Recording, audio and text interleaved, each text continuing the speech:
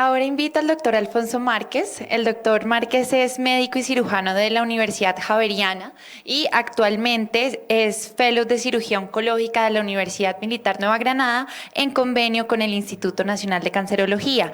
El doctor Márquez nos expondrá sobre tamización en cáncer colorectal. Muchas gracias. Bueno, para finalizar este módulo de tamización, vamos a hablar sobre tamización en cáncer colorectal. No tengo ningún conflicto de interés para esta charla. Ya se ha repetido muchas veces que la tamización es la aplicación de una prueba a individuos asintomáticos que tengan mayor probabilidad de adquirir o desarrollar una enfermedad.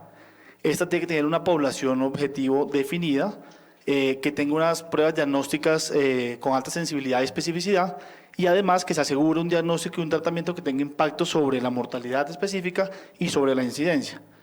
Existen dos tipos de tamización: la tamización de oportunidad, que es la que hacemos pues, como médicos desde el punto de vista pues, personal, en nuestros consultorios, en nuestra práctica diaria, y la poblacional, que está basado por pues, el sistema de salud y por las instituciones principalmente.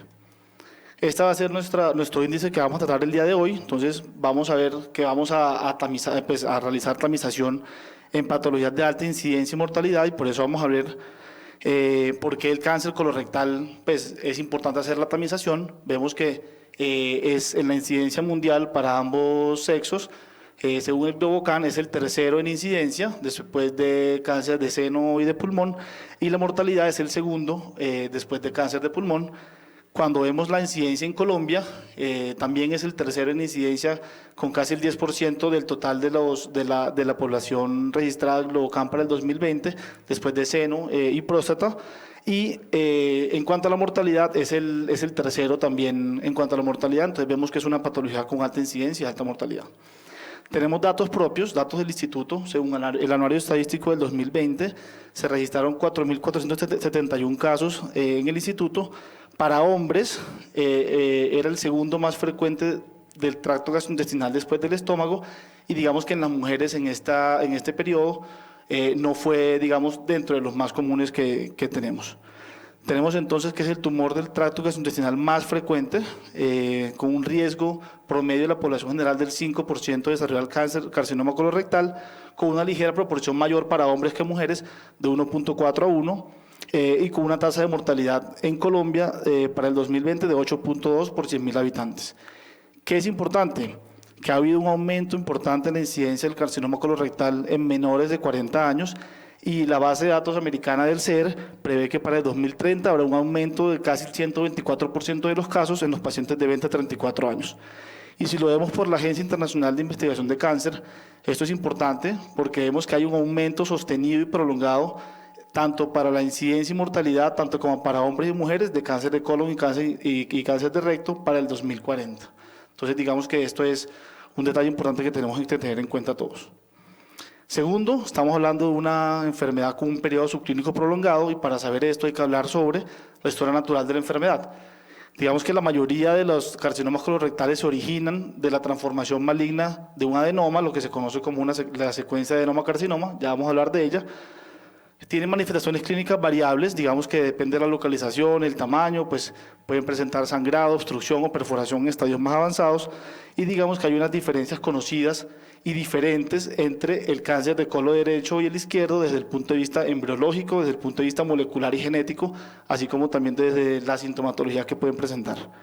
Al momento del diagnóstico, el 40% de los carcinomas colorectales se diagnostican en enfermedad localizada, 36% ya enfermedad con enfermedad regional, 19% en enfermedad metastásica, principalmente hígado, pulmón y peritoneo, y hasta un 7% tienen enfermedad sincrónica, que significa que tienen pues, dos cánceres en el mismo tiempo del diagnóstico. La secuencia de adenoma-carcinoma es responsable casi del 70-80% de los carcinomas colorectales originados en lesiones preneoplásicos, que son los pólipos adenomatosos. Estos adenomas representan aproximadamente el 70% de los pólipos colónicos, pero se cree que, o está estudiado, que la transformación de estos adenomas al carcinoma colorectal dura inclusive hasta 7 a 10 años, por lo cual tenemos un periodo prolongado en el que podemos intervenir tanto en la prevención primaria como en la prevención secundaria.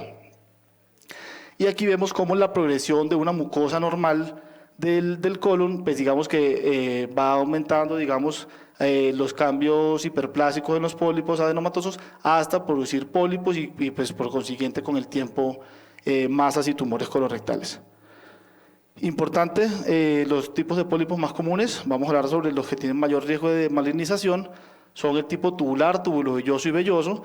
Vemos la diferencia histológica, sobre todo el mayor compromiso e infiltración de los pólipos vellosos, transformación maligna casi del 50% para los pólipos de 1 centímetro y que se aumenta exponencialmente con los pólipos mayores de 2 centímetros. La vía de carcinogénesis, entonces tenemos 3 vías principales. La vía canónica o convencional, digamos que en la que se dan el 70% de los cánceres colorectales asociados al cáncer esporádico, donde se ve afectada la vía del Carras. Tenemos la vía de los pólipos cerrados, donde tenemos ya alteraciones tanto del BRAF como del Carras, y la vía de la inestabilidad microsatelital, donde tenemos los síndromes hereditarios no polipósicos como el síndrome de Lynch, que son pues menos frecuentes. Factores de riesgo de cáncer colorectal, tenemos pues bien estudiados los factores medioambientales, la edad principalmente, el 90% de los casos se dan en mayores de 50 años, la obesidad confiere un RR de 1.5 a 2 veces para desarrollar cáncer colorectal, la dieta rica en carnes rojas, baja en consumo de fibra y vegetales, el alcohol y tabaquismo también confiere un RR casi del 3 para aumento del riesgo de cáncer colorectal, el antecedente de la colecistectomía por la afectación que tienen las sales biliares directas sobre la mucosa colónica y también la enfermedad inflamatoria intestinal como la enfermedad de Crohn o la colitis ulcerativa. Factores hereditarios, importante pues tener en cuenta, el 70% son esporádicos, sin embargo un 25% tienen algún tipo de asociación familiar. Un 4% algún factor hereditario, cuando hablamos de factor hereditario pues estamos hablando de los síndromes genéticos, como lo son la poliposis adenomatosa familiar, que tiene la alteración del gen APC y tiene varias formas de presentación, como son la forma atenuada, el síndrome de Garner o el síndrome de Turcot, el carcinoma de colon y recto no hereditario no polipósico, que es el síndrome de Lynch, de herencia autosómica dominante, y pues digamos hay otros síndromes asociados como la poliposis adenomatosa familiar asociada al MUTI y el síndrome de Peutz-Jeghers. ¿En qué momento oncológico entonces estamos? Tenemos que trabajar todos, digamos que sobre la eliminación de los factores de riesgo ya mencionados, lo que se denomina prevención primaria, para pues, digamos, prevenir la aparición de lesiones perenoplásicas, pero en este momento entonces digamos que tenemos que hablar o vamos a hablar sobre la prevención secundaria y es la detección en la enfermedad asintomática para prevenir la aparición del cáncer colorectal porque tiene una incidencia y una mortalidad importante como ya lo vimos previamente. En cuanto a los métodos diagnósticos, pues digamos que tenemos para el carcinoma colorectal varias estrategias. Tenemos estrategias como la sangre oculta en materia fecal, imágenes y estudios endoscópicos. La sangre oculta en materia fecal, digamos que se basa en el fundamento de la detección de hemoglobina en materia fecal. Hay 2 tipos que no se deben confundir. Uno es la sangre oculta en materia fecal por inmunoquímica y otro es el conocido como guayaco, donde se detecta directamente la sangre mediante una reacción química, pero digamos que tiene muchos falsos positivos y pues si alguna vez se acuerdan, recomendaban no consumir alimentos como carne, remolacha, etcétera, porque pueden alterar el resultado de la prueba. Mientras que el examen mediante la inmunoquímica detecta la hemoglobina en la sangre mediante una reacción de anticuerpos, con lo cual tiene una mayor sensibilidad de la prueba. Importante, pues obviamente es una prueba de beneficios que no requiere preparación, es inocua, fácil de realizar, no tiene, pues el costo es bajo. Sin embargo, digamos que en este tipo de exámenes es lo que se conoce como un método de tamización en 2 etapas, dado que si el resultado es positivo de una sangre oculta en materia fecal por inmunoquímica, pues debemos realizar una colonoscopia completa adicional. Entonces tenemos 2 tiempos de tamización. Si es negativo, igual debe realizarse periódicamente y pues digamos que tiene baja sensibilidad para los pólipos adenomatosos y tiene un poco mayor sensibilidad para el cáncer colorectal. Hay estudios que muestran una reducción entre el 14 y 18% de las muertes relacionadas por cáncer de colon y recto cuando se realiza sangre oculta en materia fecal por inmunoquímica cada 2 años. Siguiendo, digamos, en los tipos de métodos de tamización, tenemos el colon por enema, digamos que cada vez menos utilizado. una sensibilidad baja, casi el 48% para pólipos de 1 centímetro, requiere preparación, requiere irradiación, no es terapéutico y digamos que los hallazgos se ven principalmente en los estadios avanzados, no está recomendado para tamización. En alguna época pues era lo que existía y lo que había y era lo que se realizaba. Eso ya son imágenes en estadios avanzados, imágenes típicas en mordisco de manzana que pues ya se ven en los estadios avanzados del carcinoma colorectal. La colonografía por TAC, digamos que ha ganado terreno en los últimos años, es la imagen en 3 dimensiones por medio de un tomógrafo helicoidal obteniendo registros de la superficie de la mucosa colónica. La sensibilidad puede ser del 85% para pólipos mayores de 1 centímetro y 90% para el cáncer de colon y recto. Una especificidad alrededor del 90%.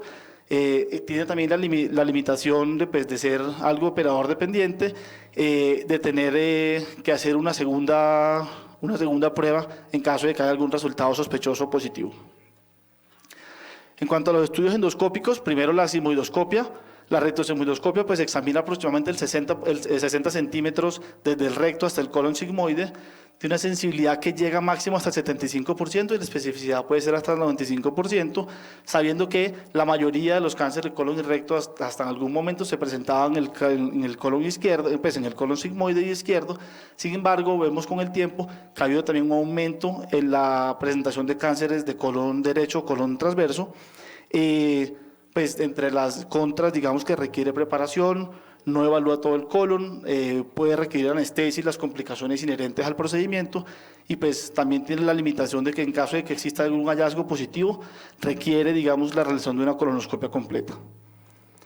Y la videocolonoscopia aparece, digamos, como el patrón de oro, dado que pues, es diagnóstica, nos ayuda para la biopsia y además el tratamiento y terapéutico para el tratamiento de los pólipos, tiene una sensibilidad y una especificidad por encima del 90%, requiere preparación y anestesia y los riesgos inherentes del procedimiento, aproximadamente el riesgo de perforación entre el 1 y el 2%.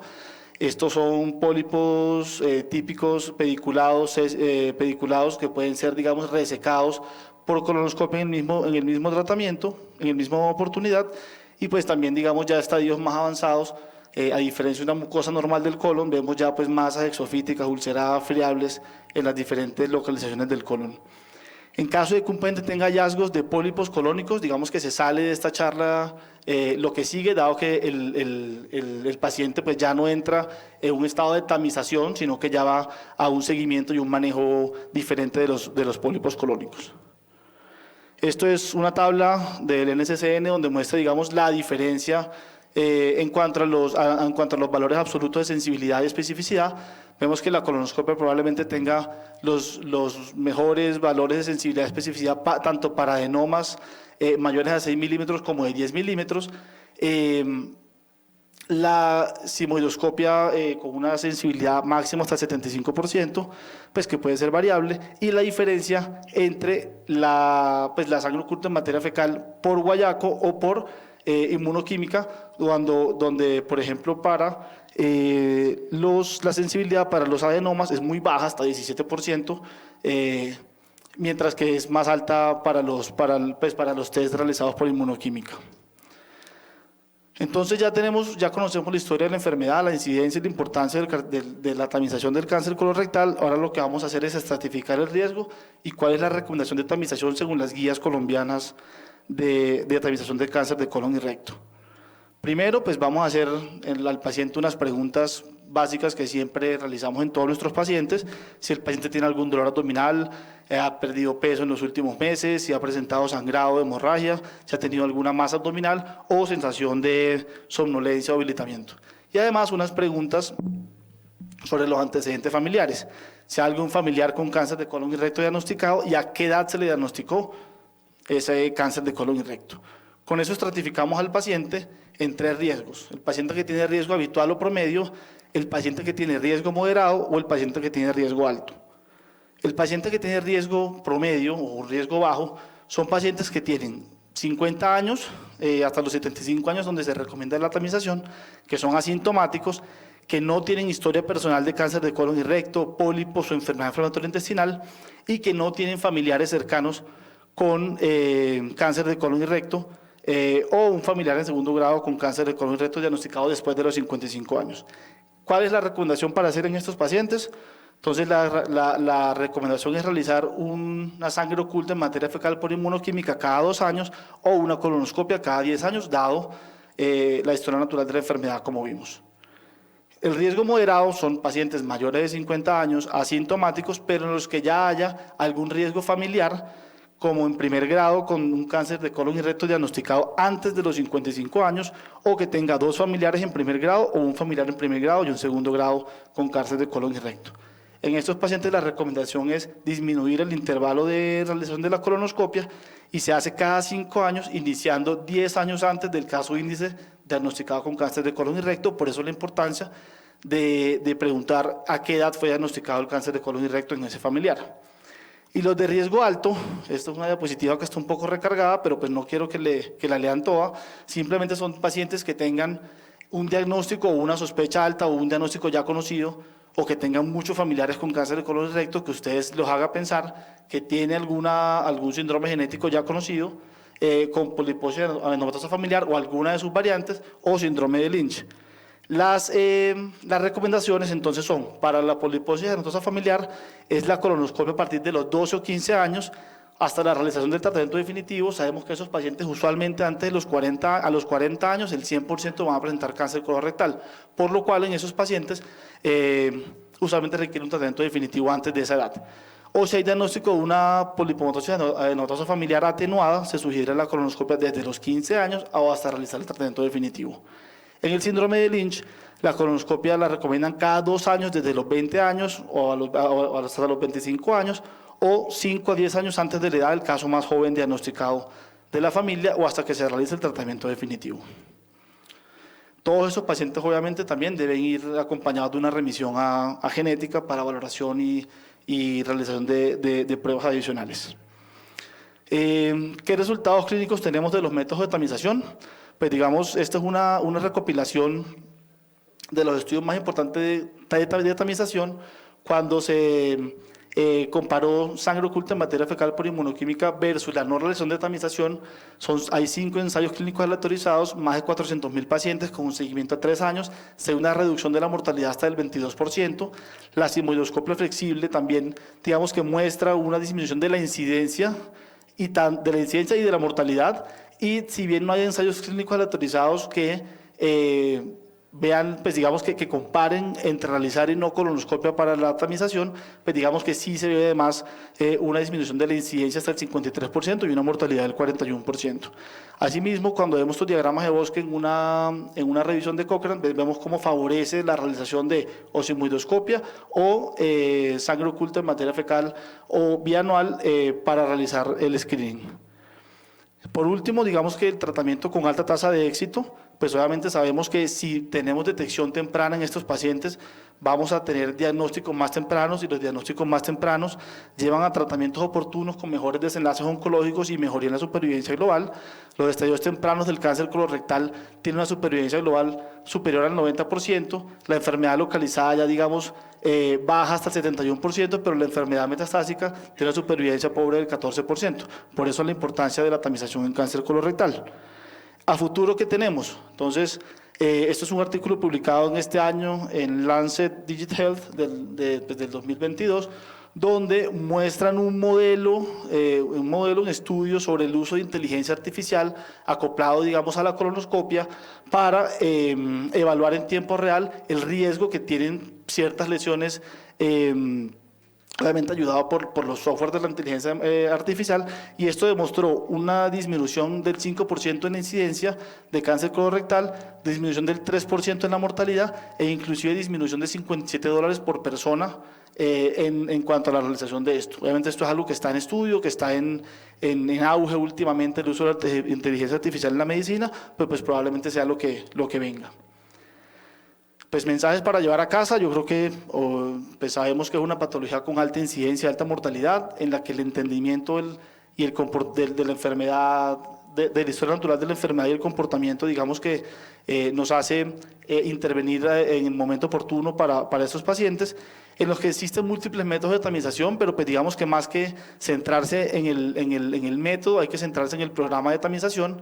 Yo creo que Depende del lugar donde estemos, depende de la disponibilidad, depende de la facilidad que tengamos de hacer. En este hospital, por ejemplo, podemos hacer colonoscopias, digamos, de alguna otra forma más fácil, pero si estamos en otro lugar, pues no está mal realizar un estudio en materia fecal sin ningún problema, pero hay que entender que hay que realizar tamización. Y que la tamización en cáncer colorectal impacta tanto en la incidencia como en la mortalidad. Por último, pues recordar que el mes de la tamización del cáncer de colon y recto es en marzo, y pues así como otros cánceres, como dice el doctor Oliveros, tienen un poco más de propaganda que otros, pues yo creo que todos deberían tener su espacio, pues porque cada uno de ellos es importante para todos nosotros. Muchas gracias.